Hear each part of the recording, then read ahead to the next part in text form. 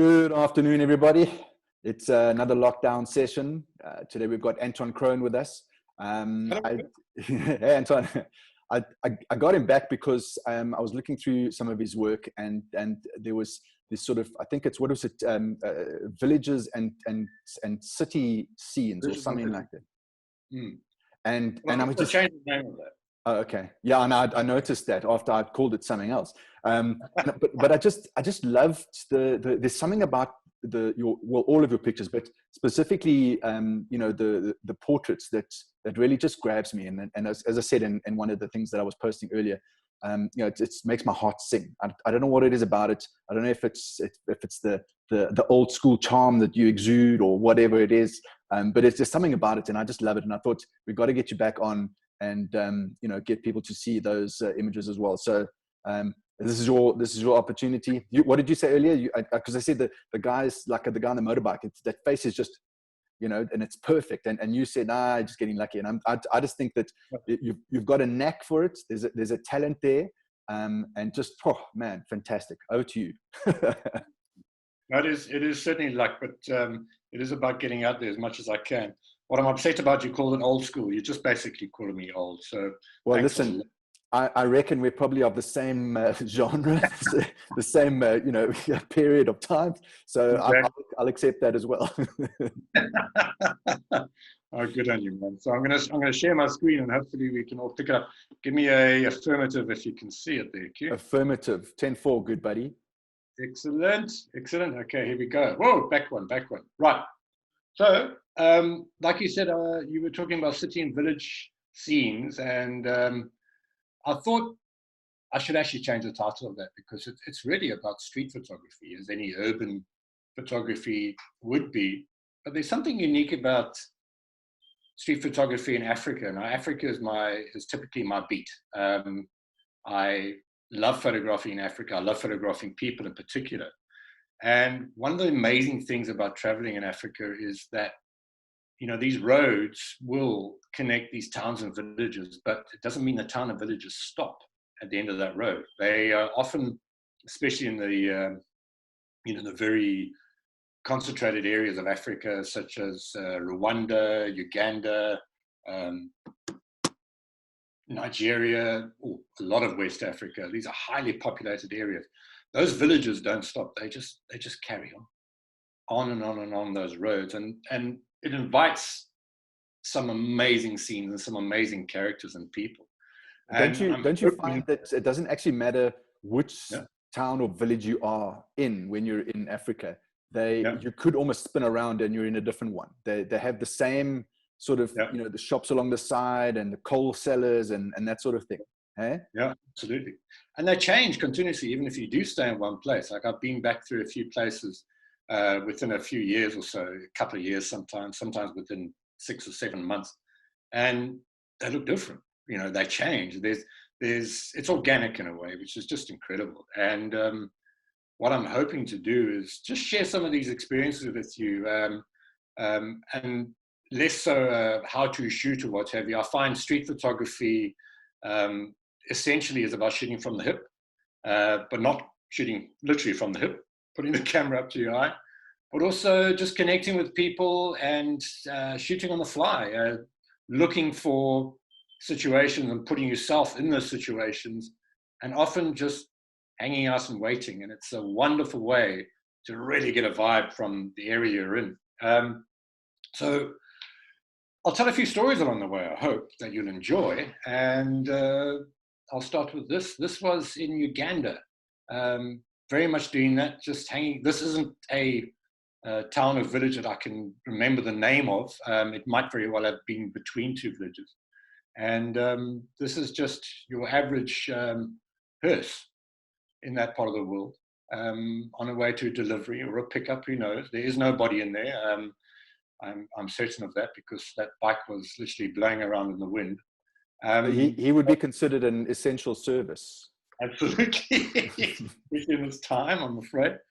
But actually not so much in this time, less so in Africa. But let's hope COVID-19 doesn't catch up with us. Absolutely. Yeah, and it's a theme that I love is the bicycle, the use of this old iron horse And that has become a thread of mine. Not because I've chosen that, it's just that there are so many scenes whereby you'll find an iron horse, and it's a wonderful, cheap way of getting around, and so many people use it. In places like Malawi, you'll see 100 times more bicycles on the road than you will see four-wheeled cars. And the road in Malawi, for example, is literally covered with bicycles. You will hardly see a car especially in the north, for a very long time. This is actually shot on an island in the middle of Lake Victoria. A young man on his way to church. He's got his books with him. And ironically, this was on an island which is incredibly small. He was one of the few people that has a bicycle. Very proud of it. This is in Porto Novo in Benin. Another very proud kid with his bike. I love that outfit. Absolutely. And I love the colors of his bike, whether it's designed or just total chance, actually match the color of his outfit. And again, this is, to have a bike like that, especially with shock absorbers in the front, is an absolute work of pride. It really is. And these iron horses are used, not just to transport people, as you can see. They are beasts of burden. And there is nothing that you cannot put on the back of these things. And of course, there's a motorcycle. If you want to step things up a bit, and if you've got a little bit more cash, but you don't need much more. This is a little two-stroke thing, which has probably been going for about 70 years. And you will see thousands of these little 50cc bikes everywhere. Again, beasts of burden. So what I do find I tend to do when I'm traveling is, I'll ride on these as much as I can. A lot of these are used as taxis. This is actually a taxi driver. So he uses his bike as a taxi. He's taking a break. He's probably had a couple of beers. He might be a bit dangerous. But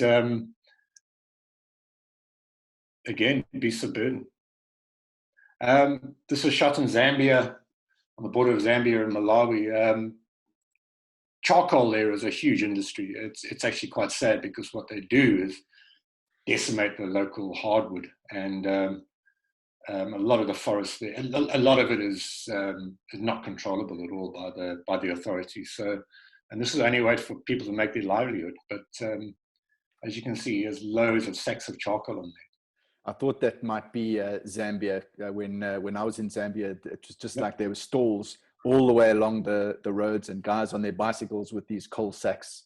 It's incredible, hey? No, it's devastating. I should have. I'd be interested to go. It's a long time since I've been back there. I'd be interested to see the scale of it now. This really, really can be bad news for the environment. Again, that iron horse. I just love the way that this man who's sitting on the left there having a lunch break has actually made that little platform, so it just hooks over his head so he can get as many pieces of wood on that bike as possible and keep his center of gravity. To me, it's just ingenious. Absolutely. You know what? It reminds me of those BMW C3s where you don't have to wear a helmet because it curves over you, the bodywork. Absolutely.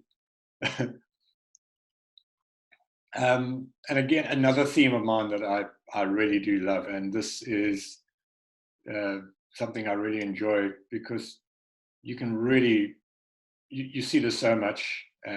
People are sharing a ride here. These aren't two people that are related at all. These are, they're two individuals sharing the same taxi, paying half of the price each. That's the way it works. This is a family.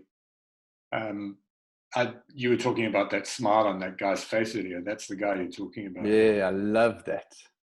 And just per chance, I was actually down in a ditch waiting for him to come along beside. I was in a vehicle ahead of him, and I saw him loading up behind us, loading the kids up.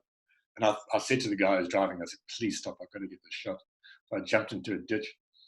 And he saw me getting ready, so he was ready with that smile. It was just perfect, absolutely perfect. And, this is a typical scene. You sometimes you'll find even more kids on the bike. You might have a baby on the back of mom and another kid on the front there. and a real beast of burden.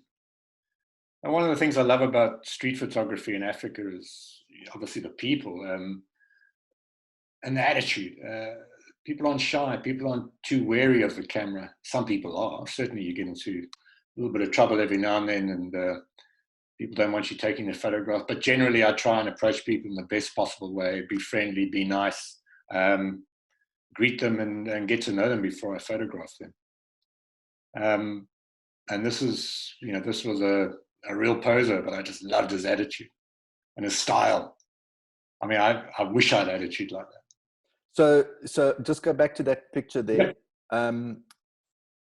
Clearly, you have a knack of picking up color coordinated subject matter. So his blue underpants with the blue collar, the blue writing on the wall. What are the chances? This is not set up at all.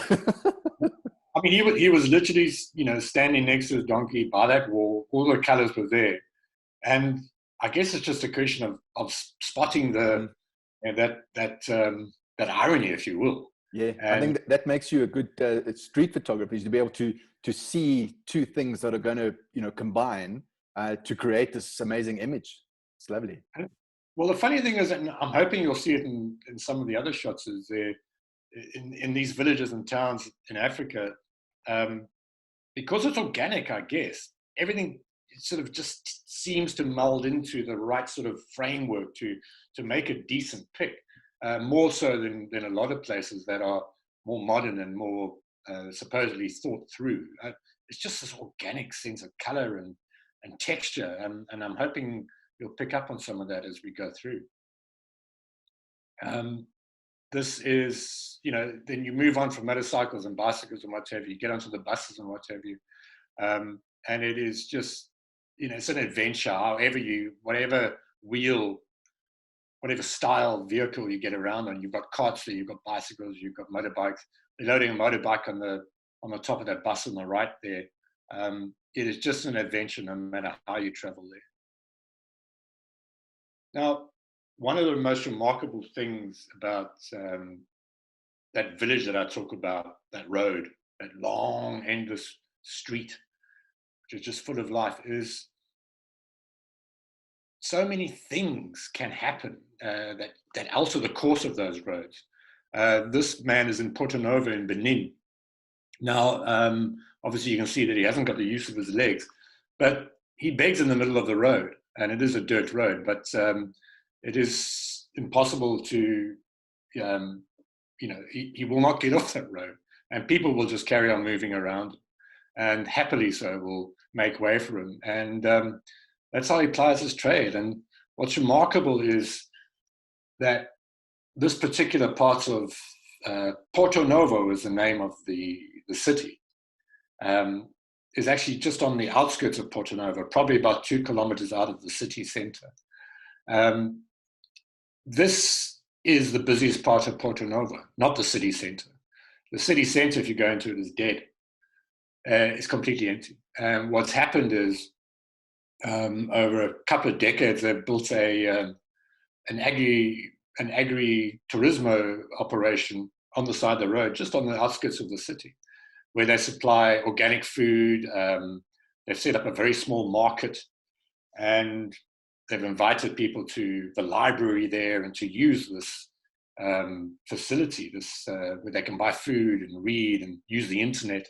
And what's happened is it's drawn everybody out of the city to the entrance of this agri-tourismo. And it's become the center of Porto Novo. So within a couple of decades, the city's actually moved. It's totally relocated.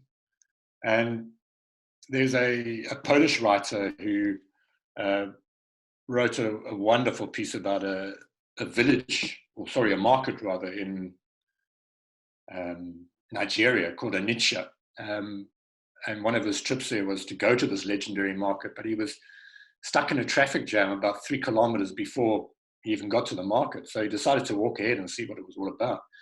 There was a huge pothole in the road. I mean, something you'd have to drive into to get out of. And that was the holdup. But people were literally pushing vehicles through this pothole. Some of them were using ropes to pull them out and what have you. And the market had relocated itself around this pothole to accommodate all the people that were laying down, to the extent where there were hotels which had been built up for people who had to stay overnight just to get through. It was incredible. That is fantastic. And that's very much the case in a lot of parts of West Africa, such as this Porto Novo is remarkable because it's really just built up around somebody who's offered people a library, an internet service, and some great organic food, and it's just exploded. And these are some of the families there. Anton, just a quick question from Lynn, and I suppose something that I was going to ask you early on. Do you pay these people to take their photos? I know that when I was in Mauritius, you bring out a camera and some guys are happy about it, and other guys, no, you need to pay first, otherwise they'll keep following you around for blocks at a time. Yeah. I try not to. I try to engage with the people and make them feel comfortable. The minute you get into a contract like that, the whole dynamic, the whole spontaneity just falls away. Yeah. Unless it is a subject which just seems to work and you really need to. What I try and do when I do engage people is show them the photos that I'm taking. If I do take a photo of them, engage them in that way. And also one of the things that I think I might have spoken about it previously is I want to give them, when you've got a camera, you're in a sense of power, and it's a terrible position to be in if you want to get people in their natural sort of state. And what I often do is I actually give them the camera and I let them photograph me to change that power balance. And it's important to do that however you can, to just make people relax. So I try not to pay people. I seldom do. And it's not necessarily a hard rule of mine, but I just read the mood as much as I can. I've also been in situations where, ironically, very seldom with people that I'm photographing, but I'll photograph a lady like this, for example, and a very insecure man will come up to me and say to me, listen, why are you taking a photo of her? You're not allowed to, and what have you. And I'll challenge him. And I'll say, listen, it's not between you and me. I've asked her and she said yes, and it's fine. So let me just carry on, please. And sometimes they get quite shirty, and then you just walk away. But see, the moment is gone. Nothing you can do, and you don't want to get into trouble. Absolutely. So you just got to read the situation. And as you say, the whole dynamic changes, and then it's everything changes. The look on her face, the surroundings, all of that. It's all changed then. Absolutely, yeah, absolutely. Again, this is Porto Novo, that a wonderful village. And I make a nuisance of myself. Unfortunately, I'll walk into shops, but people enjoy it. They enjoy, there's a sense of Ubuntu everywhere. And whether you're in Africa or whether you're anywhere else in the world, if you just walk into people's life and you smile, you're on the way to you forming a relationship. And most people are very open to that. Very common scene is checkers. I think if we had a checkers world championship, it would be certain that an African would win. There's no question. I like just on that previous one. I like the angle of that bar across the door. It's pretty much the same angle as the two of them. No, and I can watch these games for hours. So engaging. So street photography is wonderful. I focus less on the street. I focus more on the characters, obviously, and I just try to make friends. This, I think, is one of the cutest things I've ever seen. So beautiful. Yeah. I wish I'd photographed her mother, who was adamant she didn't want to be photographed. And her mother was dressed in exactly the same way she wanted to take it. But yeah, that is a traditional dress, essentially, in that part of the world. And, even when you're not focusing on people, you try and look for those unique sort of scenes and settings that you can potentially frame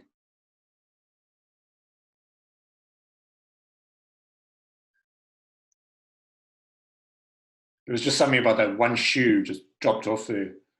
I mean, I walked up and down the street for hours, and no one picked it up. No one put it back on the stand there, and it just seemed right. I think that one would be shop soiled, hey? Yeah, exactly. And I love the fact there was only one shoe, only on the right.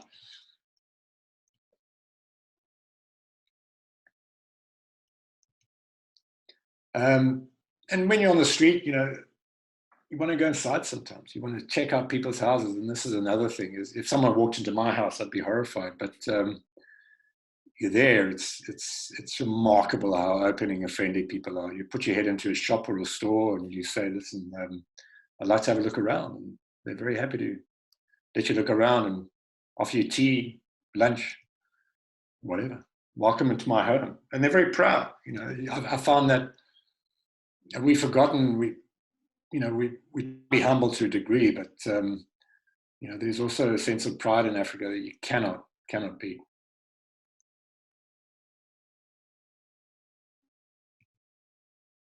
And just looking for those patterns and form and textures, which this isn't a shop, this isn't a display window. These are people who have been cleaning the street and just want to put the brooms up. They don't throw them in a pile. I just love the fact that they have this uniform almost display on there. I think the one thing for me that always stands out is the sort of texture and patination, and it's just got so much character and depth, and it's that. I mean, granted they probably don't have cash to go and paint the walls every year, etc. But it gives it such a level of honesty and wholesomeness. That's my sort of take on that. Absolutely, that's what's interesting about photographing these type of scenes. It just actually seems right, even those bits of cloth that have been discarded or it's beautiful. It just works, and I think again, to me, it just comes down to that organic purity. Not so rigid. Look at that wall there. It's just a mess.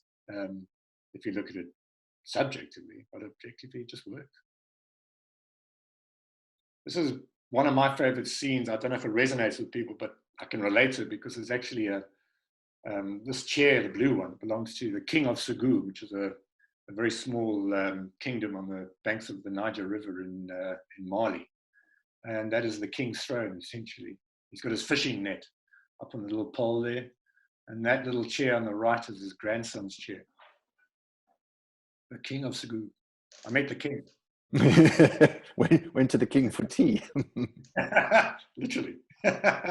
This is the largest mud structure on earth, the Mosque of Djenné, the Masjid of Djenné in Mali. It's on an island in the middle of the Bani River. And you see those wooden slats coming out there. They're actually platforms for people to stand on. So what they do is every year after the rains would have washed the mud off to a good degree. So they resurface it. And obviously this is a Muslim mosque, but the Christians, the animists, any religion in that village will come and help resurface this mosque. It is such a grand building. If any of you ever get to Mali, I highly recommend going here. And not only for the mosque and the architecture, but the people. I saw something significant in this that was about to me, it just resembled a keyhole. And that for some people, it might resemble the way in, unlocking faith, unlocking your beliefs, unlocking yourself to some people. And I thought, it was just very subliminal, but it just had that significance for me. Sorry, this is also on the island of Djenné, just to let you know. This island is essentially almost completely Muslim, but you'll have animists surrounding it in the local villages, a lot of Christian people. But on the island itself, you'll have many children who are learning the Quran by these old wooden tablets in the old traditional way. It's just incredible. Now we're down in the Eastern Cape here, which I'm sure many of you are familiar with. And this was taken at a again, it's just looking for those opportunities. This was at a very, very colorful dance competition in the middle of Montfrere, which is a really small town in the Eastern Cape. But people had bussed in and driven and walked in from thousands of kilometers away to take part in this dance competition. And what we ended up doing is I was actually there photographing a medical procedure in the local hospital.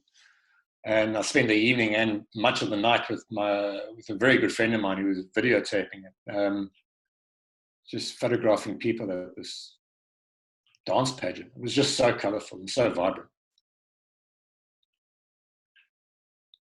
He said as he shows you a black and white photo.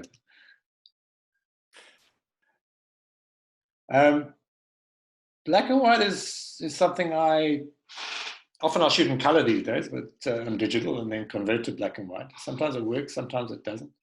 This is a ex-convict from the 26th gang.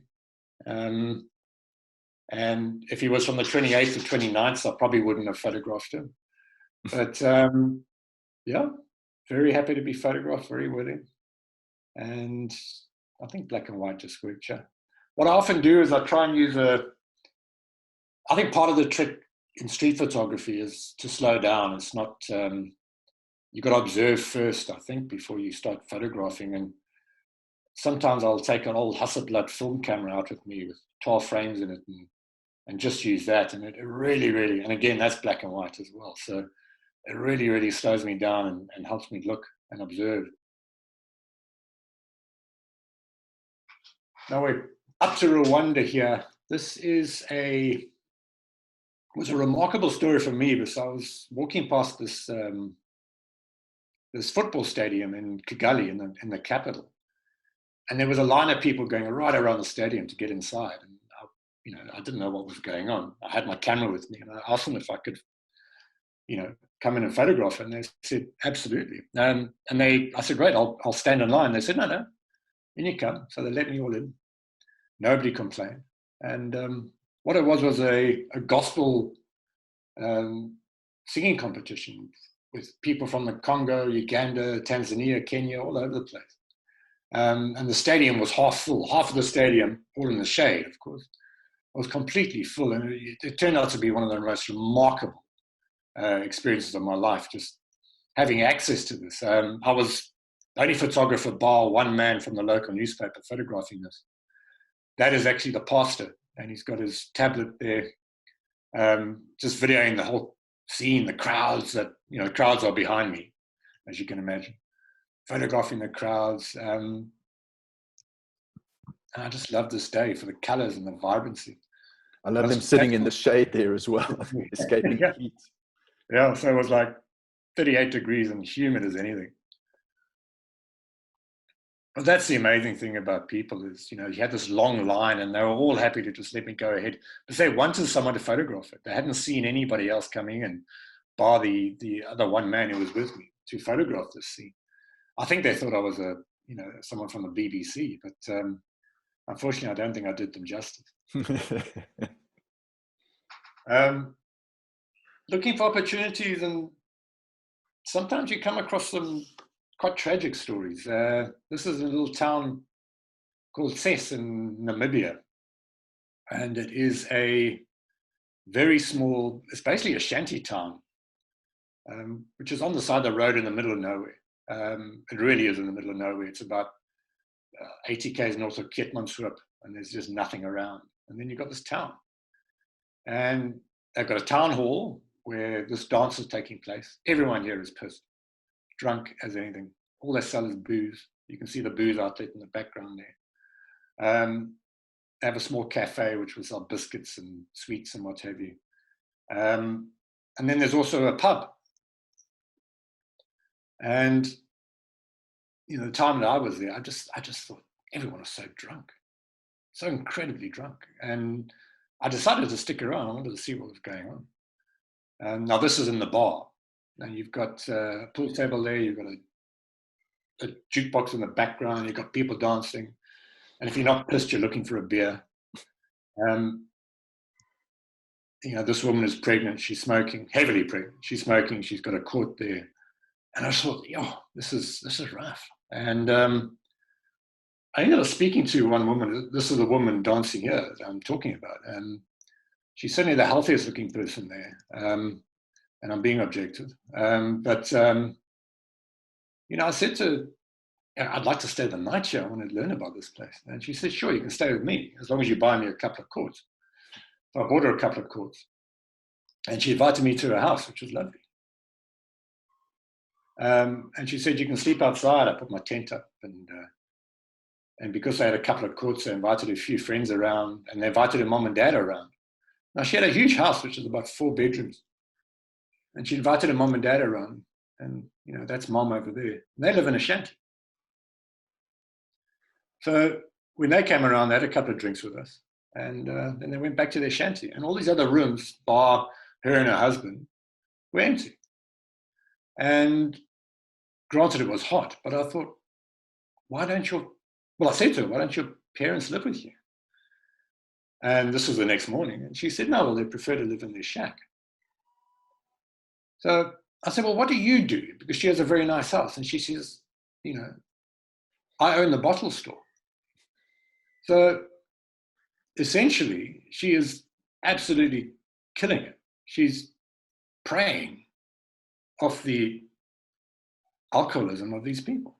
And I was horrified. And it's these are stories which have to be told. And one of my ideals is that she go back there and tell the story properly, because it's really tragic, and it goes a lot deeper. I'm really condensing this as I go along, but that's the thing. If you go out there and you meet people, you find tragic and wonderful stories at the same time. This is another cafe in the very north of Namibia, and I just love the fact that people are still hanging on to their traditional attire in what is extreme heat. I cannot tell you how hot it is up there in summer.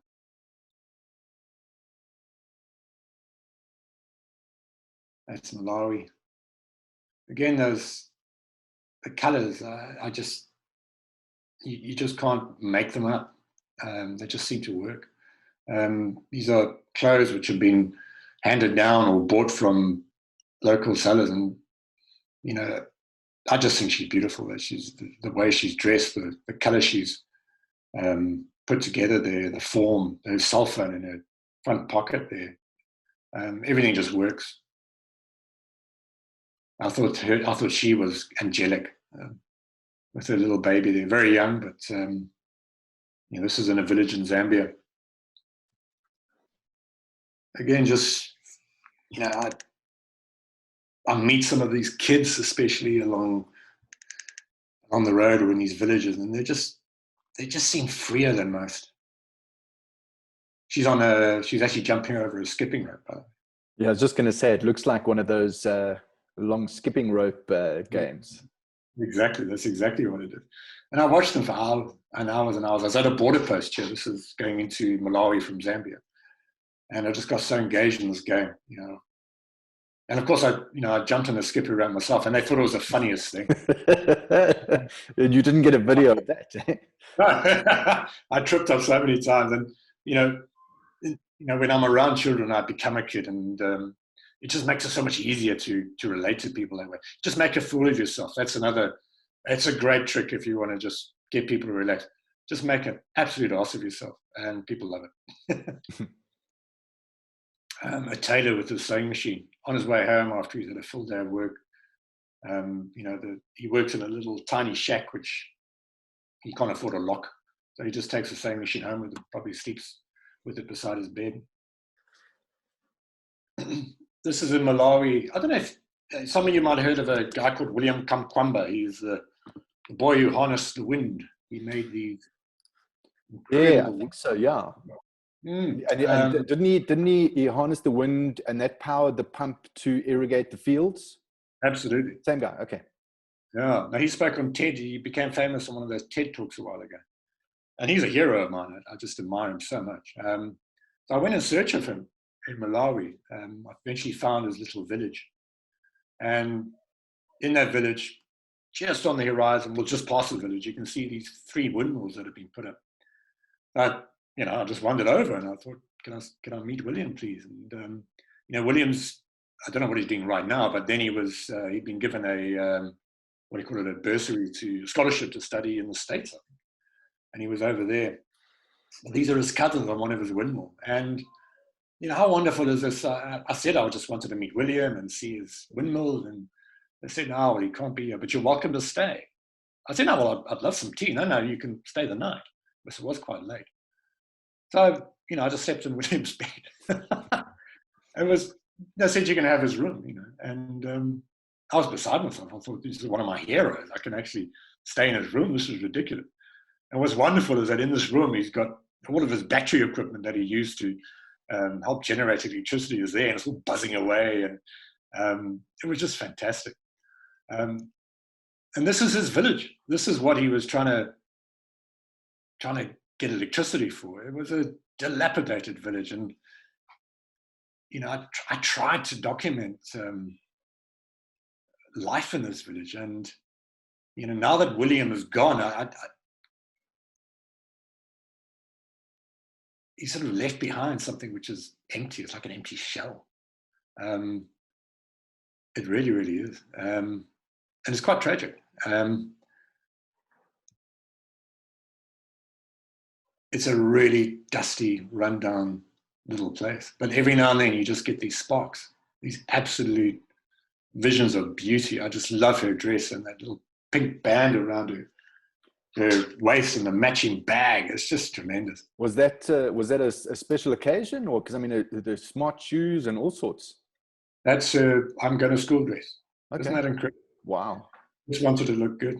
Everyone's there in their, what dresses they have or what they can. She might have, had a dress on a washing line, and that's what she had.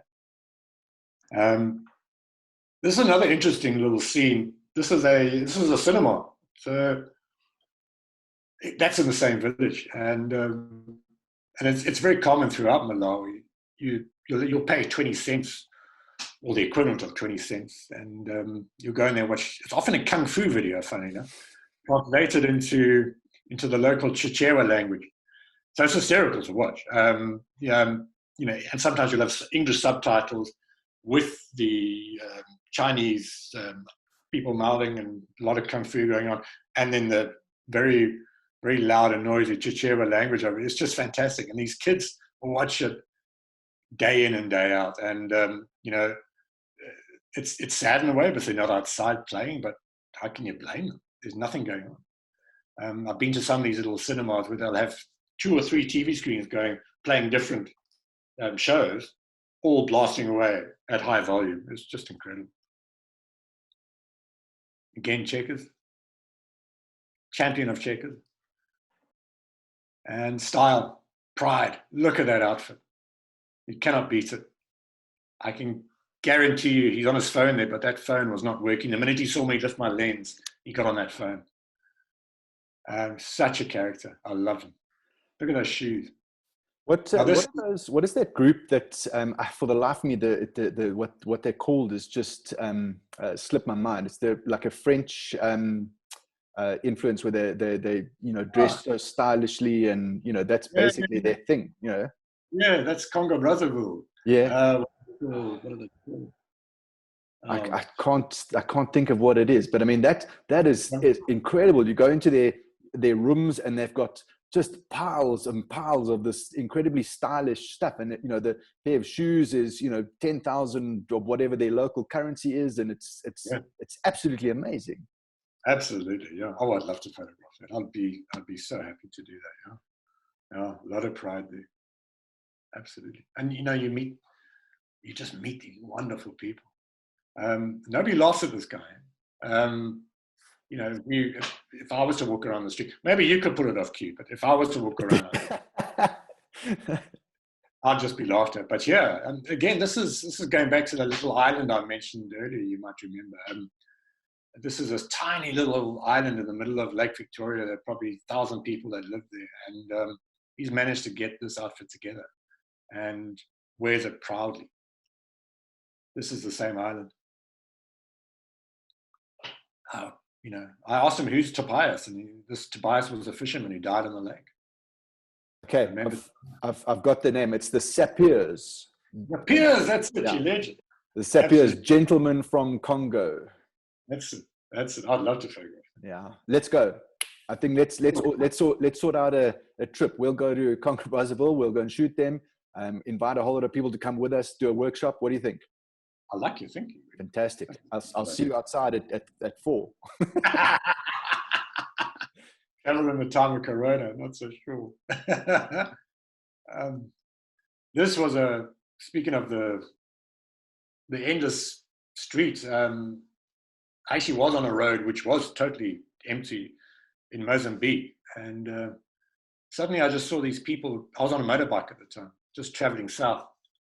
And I saw these people running alongside me that just came out of nowhere, out of the trees, carrying these yellow buckets, yellow containers, running. And I slowed down and I thought, what's going on?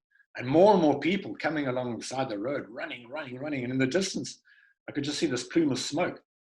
And I eventually got to this plume of smoke with about 100 people on either side of me. And what had happened was a diesel tanker had gone down on the road. And it had gone down on its side. And as it had gone down, you could see the skid marks, the sparks from the metal on the tar had set the filter light. So all this grass was burning, probably 10 meters from the truck. And people were just desperate to get that fuel. It was free fuel, boy. So you had about 100 people they were punching each other, fighting each other to get this fuel before those flames came. And thankfully, people started putting out the flames, so it could have been hectic. There's no health and safety there, eh? That guy's it was drenched in it. No, look at that. Yeah. And it was incredible. People were just loading up with diesel and then disappearing. And within about half an hour, there was no one there. All the fuel that was available, that had been able to pour out, had been taken. And this is probably the most recent street project I did. I did an exhibition in Cape Town called, I call it the Watermelon Gang because of these kids. There's a local woman who, in a very tight-knit community in Woodstock in Cape Town, a local woman who every weekend will buy a few watermelons and cut them up for the local kids. And they will line up very diligently and grab a piece of watermelon. And this is a little gang that I got to know there. They're such characters. And again, cool. I just made myself, I congratulated myself with these kids and I just hung out with them, played street cricket and football with them. So they eventually became quite relaxed around me. And, Woodstock's one of my favorite places. Because the people here are just real. They really are. Look at these characters. Oh, I love that. Love that. No coincidence that the shirt is a very similar color to that wall. That all works. And it's a wonderful place for street art and graffiti. So I just love the contrast of the urban world and this enormous elephant. And, we forget that, street art is also music and life and love and laughter. And this is a little family in, serious poverty, but he's still got the time and the wherewithal to strum a tune.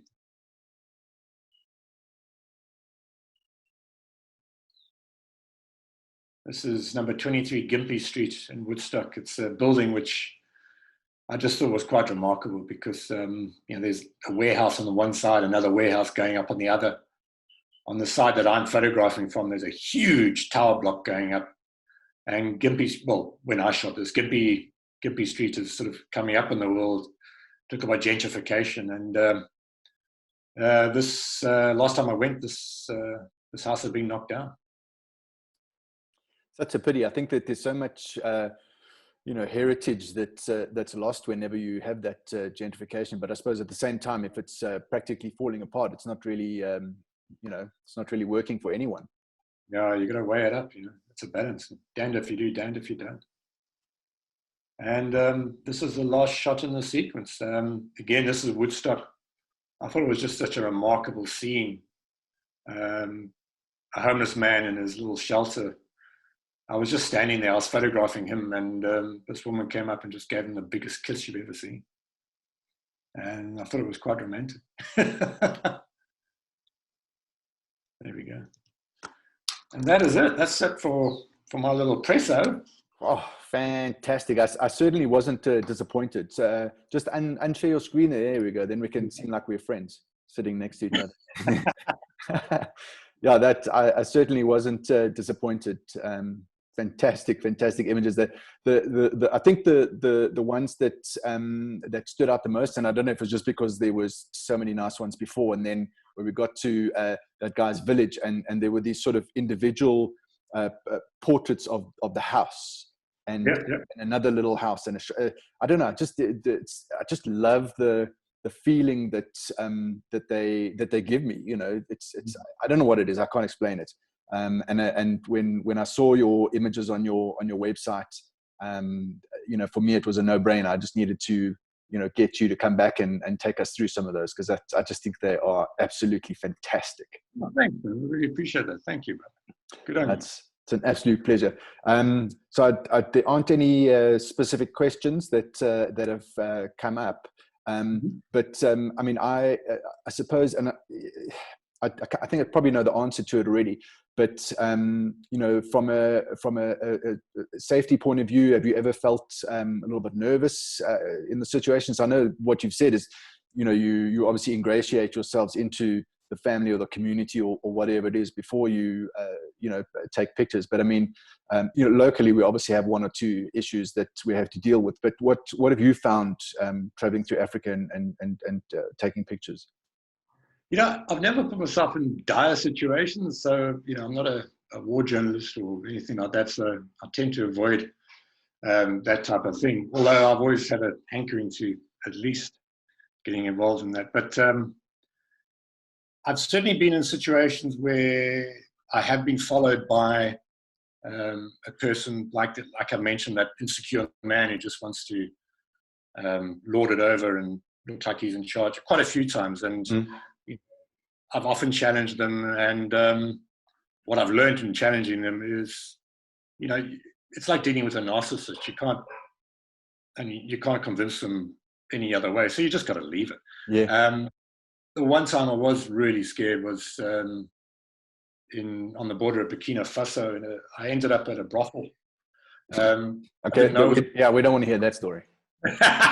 No, don't worry. It's all clean. But I just asked a local guy in a local motorcycle taxi to take me to a pension, you know, a hotel or something.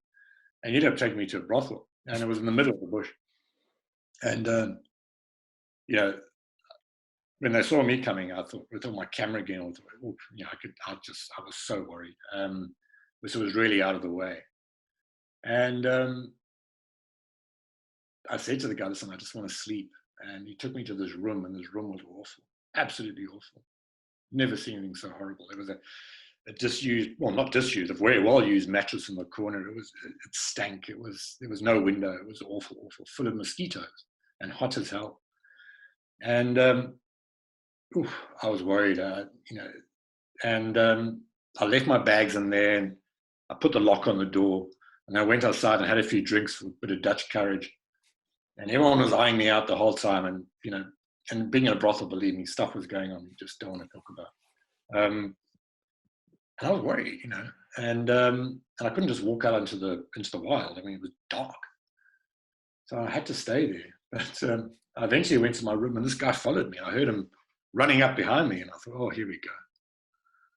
And when I turned around, I was like ready to take him on. And he had a bottle of water and a mosquito coil, and he said, "Have a good night," and that was it. And it just sort of woke me up to the fact that most people they just want to look after you. Yeah, they were more worried about how I was feeling. Yeah. So generally, I just don't put myself into tight situations. Yeah. That's fantastic. Listen, I'm serious about that trip up to the Sapirs. You must do. I think it's. I think we have to do that. So indeed. I'll start planning my side. You start planning your side. I've got an old Land Rover Defender '99. That'll get us there. I'm pretty sure. That's tremendous. But yeah, let's do it. I'm there. Cool, man. Thank you very much, Anton. Such amazing work. Thanks for sharing it with us. I really appreciate it. Thank you. All the best. Take care. Cool. You too. Cheers.